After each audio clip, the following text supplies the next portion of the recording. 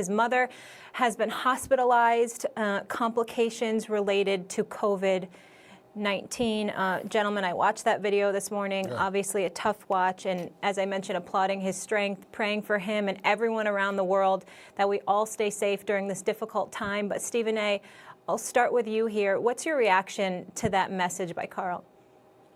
Well, first of all, you could just see the pain in his face. Obviously, he's incredibly concerned, and he has every reason to be.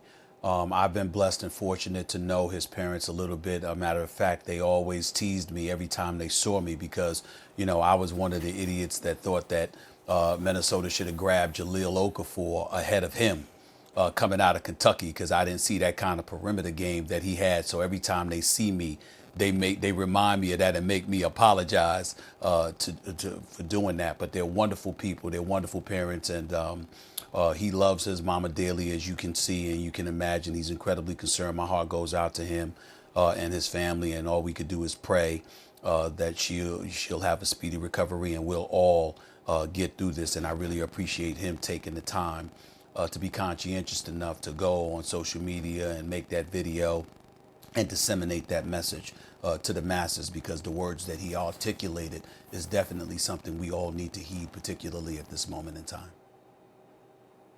Of course, your heart goes out to Karl-Anthony Towns, and your hope is your heart goes out to Karl-Anthony Towns. Mine does, obviously, whoever sees that, and hope his family, his mother, is okay, just as we hope all families are okay right now. This is going to get worse before it gets better. And the federal government is not really, hasn't nationalized the supply chain, things like that. States like New York, who are asking for ventilators, aren't getting them. And understand what we've experienced so far is the effects of the economic effects of social distancing. And that's serious. I'm not taking that lightly. There are people who, many people, if not most people, live paycheck to paycheck.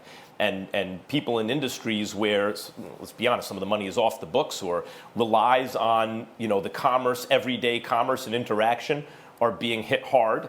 And there is a $2 trillion stimulus package that just passed, and you hope that that helps enough people. But that's what we've experienced so far, the economic effects.